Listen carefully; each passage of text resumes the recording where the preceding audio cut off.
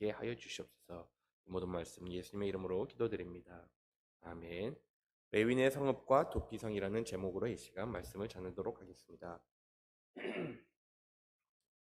작년 12월 달쯤에 두 명을 살인한 한 흉악범이 4일 전에 이렇게 재판에서 판결을 받게 되었습니다.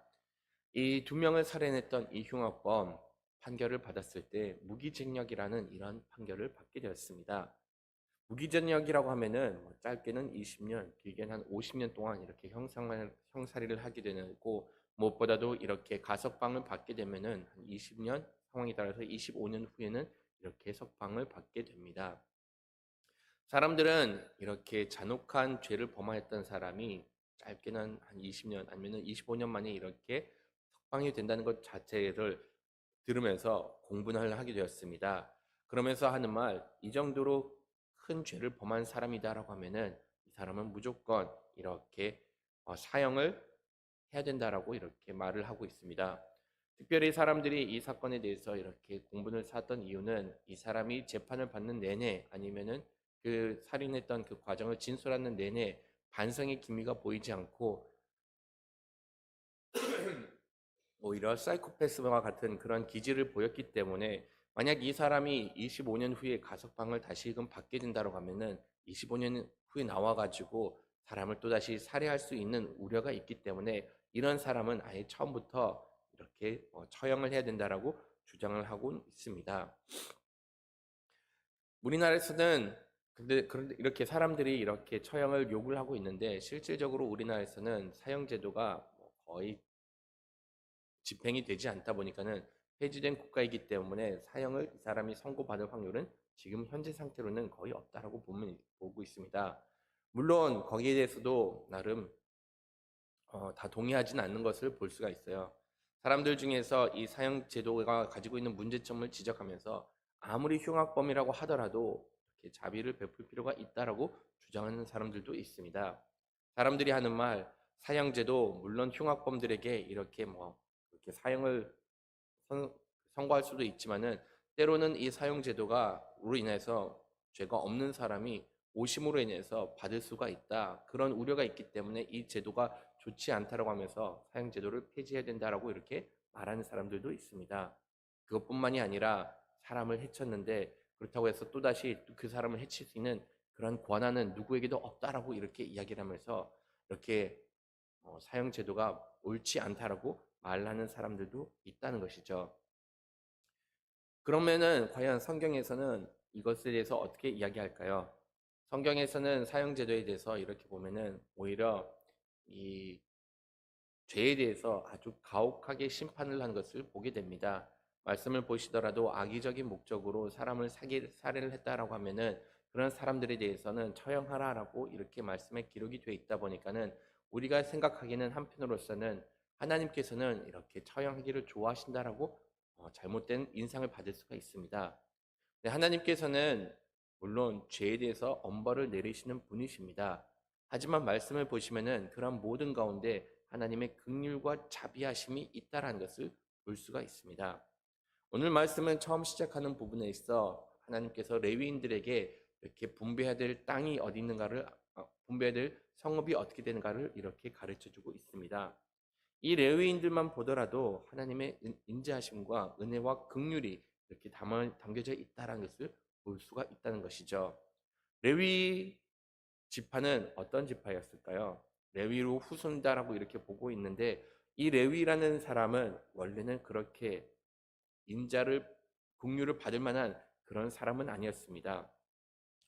그것을 어떻게 알 수가 있는가 하면은 창세기 34장에 보시면은 디나 사건이 이렇게 등장을 하게 됩니다. 디나가 세겜 땅에 있었을 때, 이렇게 그 땅에서 지냈을 때 그 성읍에서 거기 있었던 불량한 사람들로부터 폭행을 당했고, 그런 다음에 자기 동생이 그렇게 폭행을 당하다 보니까는 시므온과 레위가 거기 가만히 있지 않고 그 성읍에 가가지고 보복을 하였던 것이었죠. 비록 이렇게 폭행을 했던 그 가해자가 우리가 잘못한 거 인정하니 대신에 우리가 이렇게 그 디나와 결혼을 하겠다, 그러니까는 우리 한번 용서해주고 같이 좀 잘 지내자라고 이렇게 제시를 하였던 겁니다. 처음에는 겉으로는 이것을 다 받아주는 척을 하였지만은 끝내는 이 시므온과 레위 이렇게 조건을 내 겁니다. 우리는 할례 받지 않는 사람들과 가족을 친척 관계를 맺을 수가 없다. 그러니까는 할례를 받으라라고 이렇게 이야기를 하고 할례를 받아가지고 거동하지 못했던 그때에 이 시므온과 레위가 가가지고 그 성읍을 완전히 쳤던 사건이 벌어졌던 것이었죠. 이렇게 보면은 이 레위라는 사람이 얼만큼 흉포하였는지도 알 수 있고 얼만큼 잔혹하였는지도 알 수가 있습니다. 그의 잔혹함은 그의 아버지 야곱도 알았기에 창세기 49장에 야곱이 죽기 전에 그들에 대해서 몇 가지 저주를 퍼부었던 겁니다. 창세기 49장 7절 말씀을 보시면은 그 노염이 혹독하니 저주를 받을 것이요 분기가 맹렬하니 저주를 받을 것이라 내가 그들을 야곱 중에서 나누며 이스라엘 중에서 흩트리로다라고까지 이렇게 말하였습니다. 워낙 잔혹하고 워낙 혹독하고 이렇게 그냥 기분대로 행하는 사람들이다 보니 이들에게 저주를 받을 것이다라고 이렇게 이야기를 하면서 이 레위 후손들 내 자녀들 가운데서 온전히 있을 수가 없고 완전히 흩어버리겠다라고까지 이렇게 저주를 퍼부었던 겁니다.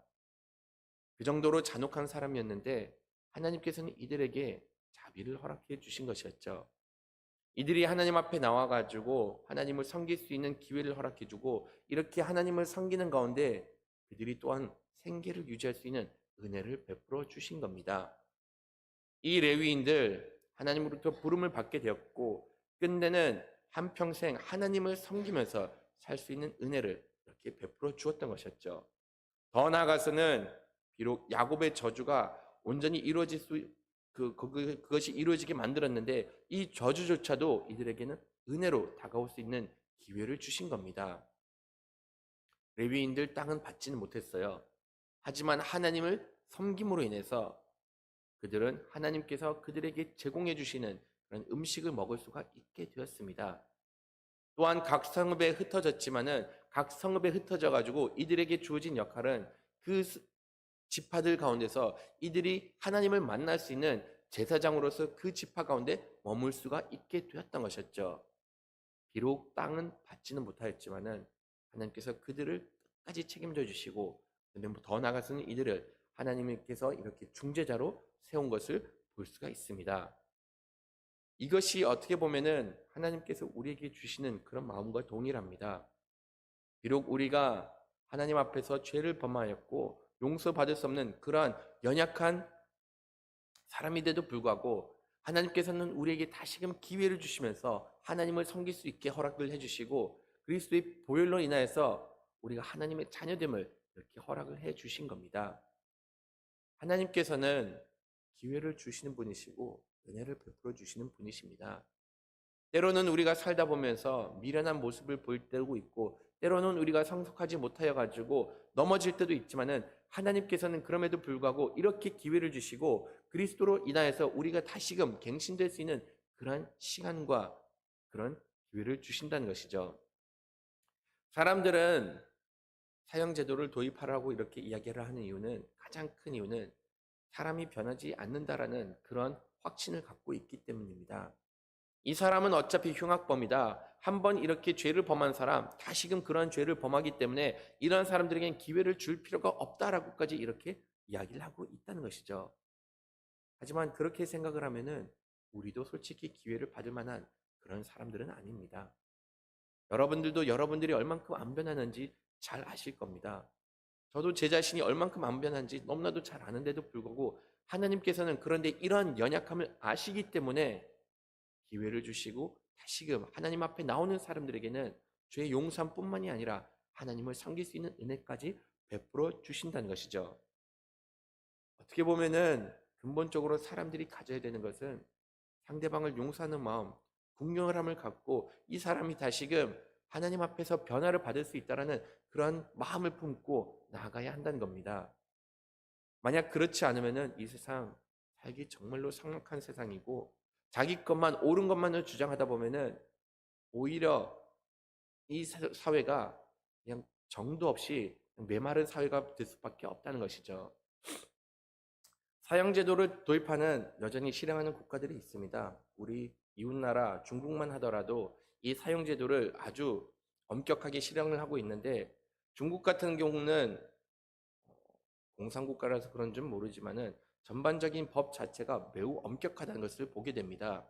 이 사형제도에 대해서 좀 이렇게 글들을 읽어보다 보니까는 중국에서는 만약 사형제도를 실행하면 어떻게까지 이것을 집행하는가 보니까는 만약 이 사형수가 감옥 생활을 하게 되었고 거기서 들어가는 그 모든 밥값, 그다음에 모든 생활비, 그 이외에 그 사용됐던 그 총알조차도 이 가족들에게 청구하게 하면서 이 죄에 대한 대가를 철저하게 치르게 만드는 것을 보게 됩니다. 자비를 전혀 보이지 않고 죄에 대해서 이렇게 엄벌을 놓는데, 물론 흉악범들에 대해서는 이렇게 할 수가 있다라고 보지만은 여러분들도 아시다시피 때로는 연약한 부분들도 있고 때로는 실수로 인해서 그 범죄에 휘말릴 수도 있다는 것을 배제할 수는 없다는 겁니다. 하나님께서 이런 부분 잘 알고 계셨습니다. 사람 산다는 거 그렇게 흑백으로 나눌 수가 없다는 것을 알고 부지 중에서 죄를 범할 수가 있다는 것도 하나님께서는 너무나도 잘 알고 있었던 것이었죠. 이것이 심지어 살인이라고 할지언정 때로는 사고에 의해서 사람이 죽을 수도 있다는 것은 하나님께서는 잘 알고 계셨습니다. 그러다 보니까 하나님께서는 도피성이라는 제도를 이렇게 이스라엘 백성들 가운데서 이렇게 세우셨던 것이었죠. 이 도피성은 6개의 성읍을 만들어 가지고 부지 중에 살해를 하든지 어떻게 사고로 인해서 살인을 하게 됐으면은 그 사람들이 피할 수 있는 처소를 만들어 주신 겁니다. 세계에는 요단강 동쪽에, 그다음에 세계에는 이렇게 이스라엘 백성들 가운데서 가나안 땅에다 이 도피성을 만들라고 하셨고, 나중에는 이 성읍을 더 확장시켜서 총 48개의 성읍을 이렇게 만들도록 이렇게 말씀을 하신 겁니다. 이 도피성은 사람들이 만약에 실수로 사람을 죽였다라고 하면은, 사고로 사람들을 죽였다라고 하면은 다른 사람들의 보복을 피하기 위해서 이렇게 만들어 주었던 겁니다. 고대 근동 당시에는 만약 내 가족이, 내 친척이, 내가 아는 사람이 이렇게 살해를 당해가지고 죽게 되었으면은 그 보복을 위해서 주변에 있는 친척들, 그 모든 성읍을 무차별하게 살해했던 그런 풍습이 있었습니다. 자기가 기분이 나쁘다 보니, 자기가 화가 났다 보니 이것을 복수함으로 인해서 이렇게 그 주변 사람들을 다 살해해 버렸던 것이었죠.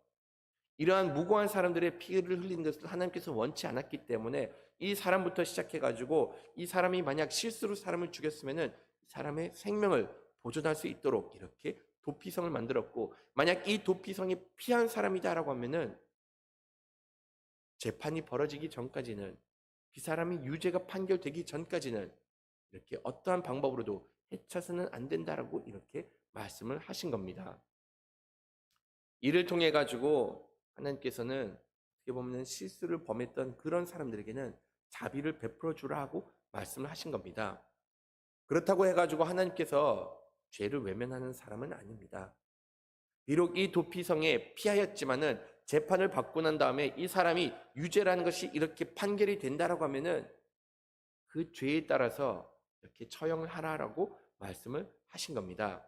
하지만 하나님께서 원치 않았던 것, 어디까지나 공의와 정의를 실현하기를 원했기 때문에 이 사람의 기준으로서 감정대로 이 사람에게 대해서 판결을 내리지 못하고 끝까지 이 사람이 유죄가 판결되기 전까지는 이렇게 자비를 베풀어 주라 하고 말씀을 하신 겁니다.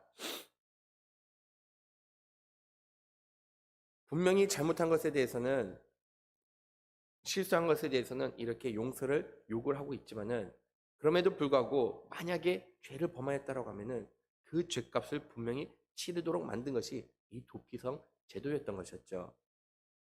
어떻게 보면은 이것이 공정한 사회를 만드는 거의 밑거름이다라고 이렇게 생각을 하시면 됩니다. 오늘날에는 사회 전반적인 흐름을 보면은 어떻게 된 것이, 실수를 범한 사람들에게 잔혹하고 또한 가해자에 대해서 너무나도 이렇게 인자를 베풀고 피해자들에게는 고스란히 그 피해를 책임지라라고 하는 그런 전반적인 이상한 흐름이 우리 사회 가운데 흐른 것을 보게 됩니다. 여전히 사람들은 인권이라고 이렇게 주장을 하면서 죄인들 역시 마찬가지로 죄수들 역시 인권이 있다라고 이렇게 이야기를 하면서 그 가해자들에 대해서는 형벌을 계속 낮추는 그런 경향이 있고, 거기에 비해서 피해자는 어차피 이렇게 지나간 일이니 그것을 다 감당하고 용서를 하라는 그런 식으로 이렇게 전반적인 사회가 흐른 것을 보게 됩니다. 하지만 이것은 결코 하나님의 뜻은 아닙니다. 실수로 잘못한 것은 실수로 잘못해서 거기서는 자비를 베풀어 주지만은 정말로 악의를 품고 죄를 범한 사람들에게서는 그 죄값을 혹독하게 치르도록 이렇게 만들고, 이렇게 혹독하게 치르는 것이 억울하게 피해를 당한 사람들에 대한 정의를 실현하는 것이다라고 이렇게 말씀을 하십니다. 그러면은 죄를 범하는 기준이 어떻게 정해질 수가 있을까요? 말씀을 보시면은 도구를 사용하고, 이것이 사람들에게 피해가 준다는 것을 아는데도 불구하고 그렇게 연장을 사용해서 사람들에게 피해를 주는 이런 사람들에 대해서는 하나님께서는 분명히 처벌하라라고 말씀하셨습니다. 그것뿐만이 아니라 악의적인 마음을 가지고 인해서 사람들에게 이렇게 피해를 주는 사람들에게 대해서는 거기에 대해서는 분명히 처벌하라라고까지 이렇게 말씀을 하신 것이죠. 사람들이 오늘날 살다 보면은 이거 실수다라고 이렇게 말을 하지만은 이것은 어떻게 보면은 사람들이 법을 악용하는 것을 보게 됩니다. 이러한 행동을 했을 때 분명히 이것은 피해를 초래하는 일인데도 불구하고 이렇게 행동을 하고 난 다음에도 끝나는 말, 이거 실수다, 자기가 몰라서 이렇게 했다라고 주장하는 것을 너무나도 많이 보게 되고, 이런 주장을 하는 사람들마다 이렇게 선처하는 것을 보게 됩니다. 어떤 예를 들을 수가 있을까요? 지금 우리 법안으로서는 음주운전하는 거, 이거 어느 정도 그냥 선처하는 경향이 있습니다. 음주를 했기 때문에 자기가 이렇게 행동하는 거 절제를 하지 못하면서 무의식 중에 이렇게 사고를 일으켰다라고 하는데, 음주운전을 했을 때 이것이 대형 사고로 이어질 수가 있다는 것은 거듭 반복해서 보여진 그런 사례들이 있습니다. 그런데도 불구하고 이렇게 음주운전을 했을 때 사고를 일으키는데도 불구하고 의외로 그 형벌이 낮아진 것을 보게 된다는 것이죠. 사람들이 음주운전했을 때 그것이 얼만큼 큰 피해를 입고 상대방에게 얼만큼 아픔을 주는지 모르진 않습니다. 그런데도 불구하고 그 형벌이 너무나도 가볍다 보니 이 정도쯤 되면은 1년, 2년쯤 되게 형살도 나오면은 되겠지라는 그런 아니란 생각에 아무렇지도 않게 죄를 범하는 것을 보게 된다는 것이죠. 하나님께서는 자비를 베풀어야 될 때는 자비를 베풀라고 말씀하셨습니다. 하지만 잘못을 저지른 사람이 있으면은 그 잘못에 대한 대가를 혹독하게 치러야 된다라고 또한 이렇게 말씀을 해주고 계십니다. 이것이 비록 진정한 정의라고 말을 할 수가 있고, 이렇게 행했을 때 오히려 건강한 공동체를 이룰 수가 있다라고 이렇게 가르쳐주고 있습니다. 오늘날 전반적인 흐름, 무조건 자비를 베풀어 줘라, 무조건 용서해 주라고 이렇게 이야기를 하지만은 무조건 용서해 준다고 해서 이것이 진정한 사랑이라고 자비라고 말할 수가 없습니다. 오히려 반대로 이렇게 무적정적으로 죄를 범한 사람들에게 자비를 베풀어 주다 보면은 끝내는 피해를 보는 사람들이 오히려 악한 마음을 품게 되고 보복하는 그런 마음을 품을 수가 있다 보니 그는 정의라고 말을 할 수가 없다는 것이죠. 하나님께서 세우신 하나님의 나라는 이렇게 죄에 대해서는 죄의 값을 치르라고 말씀하셨고, 용서가 필요한 사람들에게는 용서를 도와주라고 이렇게 말씀을 하셨습니다. 이러한 하나님의 성품을 담는 여러분들이 되기를 간절히 바라겠습니다. 매일 성경 위에서 두 번째 단락 읽고 마치도록 하겠습니다. 하나님은 어떤 분입니까?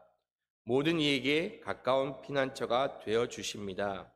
본의 아니게 살인을 저지른 자가 보복당하지 않고 보호받을 수 있는 도피성을 마련하십니다.